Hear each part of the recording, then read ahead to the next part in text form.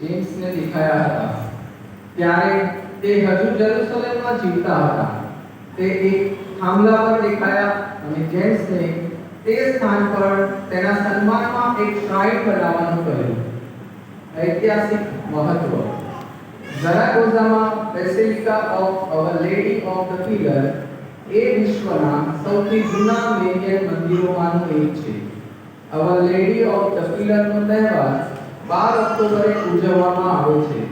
તે સ્પેનનો રાષ્ટ્રીય દિવસ પણ છે. આમ તેઓ ધાર્મિક અને સાંસ્કૃતિક બંનેનું પ્રતીક છે. Let your faith be as strong as pillar.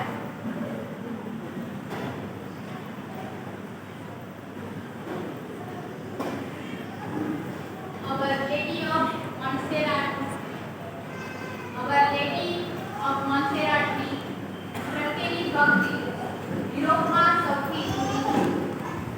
Black Madonna એક પ્રતિમા જે પ્રારંભિક ખ્રિસ્તી સદીમાં માનવામાં આવે છે.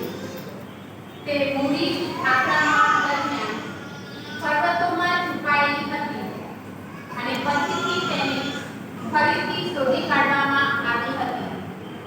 સાંસ્કૃતિક અસર: બ્લેક મેડોનાને કેટાલોનિયામાં ખૂબ જ આદર આપવામાં આવે છે. ઈસુ ખ્રિસ્ત જ રાજા છે.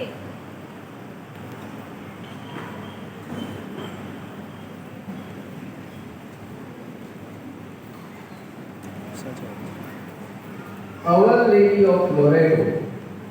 એવું માનવામાં આવે છે કે લોરેટોનું પવિત્ર ઘર જ્યાં વર્જિન મેરી રહેતી હતી અને જ્યાં ગેબ્રિયલ દેવદૂતે ઈસુના ગર્ભધારણનો સંદેશો પાઠવ્યો હતો, તે ઘરને પ્રણાલી અનુસાર 13મી સદીના અંતમાં દેવદૂતોએ નાઝરેથથી લોરેટો, ઇટાલી સુધી પહોંચાડ્યું હતું.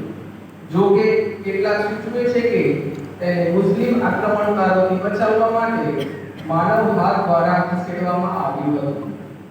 તીર્થ સ્થળ: લોરેટોમાં પવિત્ર ઘર બેસિલિકા એ વિશ્વના સૌથી મહત્વપૂર્ણ મેરિયન તીર્થસ્થાનોમાંનું એક છે.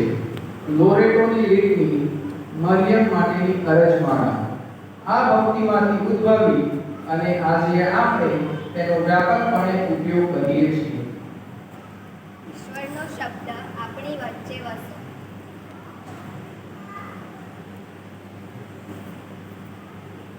Our Lady of Carmel આ શિષ્ટ પ્રારંભિક સંન્યાસીઓનું છે જે 12મી સદી દરમિયાન પેલેસ્ટાઇનમાં માઉન્ટ કાર્મેલ પર રહેતા હતા અને બાદમાં કાર્મેલાઇટ ઓર્ડરનો આધાર બન્યા હતા.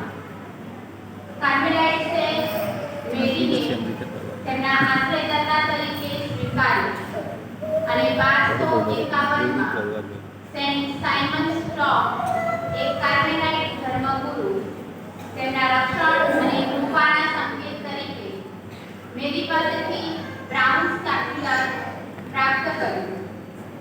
બ્રાઉન સ્કેપ્યુલર મેરીના રક્ષણના પ્રતીક તરીકે લાખો કેથલિકો દ્વારા પહેરવામાં આવતો સંસ્કાર બની ગયો.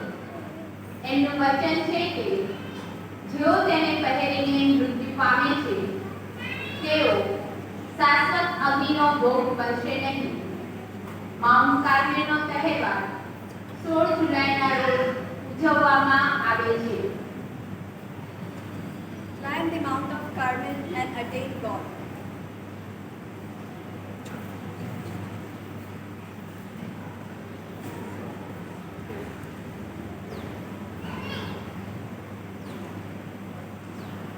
અવર લેડી ઓફ ગ્વાદાલુપે.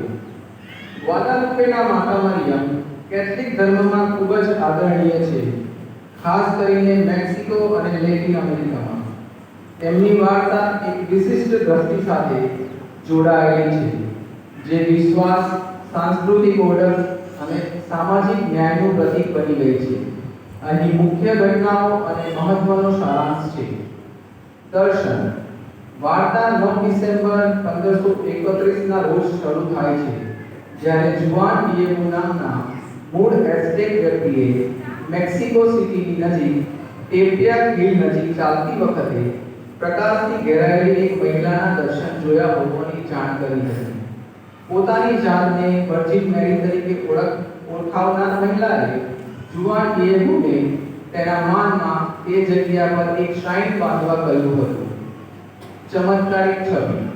સ્થાનિક બિશપ જુઆન ડી ઝુમરાગાને સંદેશ પહોંચાડવાના જુઆન ડિએગોના પ્રારંભિક પ્રયાસો શંકાસ્પદ લાગ્યા હતા. જો કે 12 ડિસેમ્બરના રોજ વર્જિન મેરીએ જુઆન ડિએગોને ઉજ્જડ ટેકરી પરથી ગુલાબ એકત્રિત કરવાની સૂચના આપી.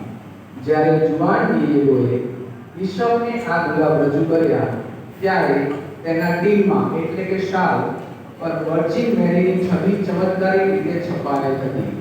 ગુઆદાલુપેની વર્જિન તરીકે ઓળખાતી આ છબીએ બિશપને દર્શનની અધિકૃતતાની ખાતરી આપી. Don't fear. Am I not your mother?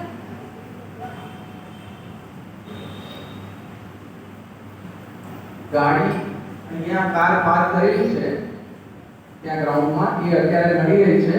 હું નંબર બોલું છું GJ 08CR 2300. બીજી કાર છે GJ 18BA 1529. ત્રીજી કાર છે GJ 06LK 5150 અને ચોથી કાર છે GJ 18BK 6314. તો ખસાડી લેવામાં વિનંતી છે.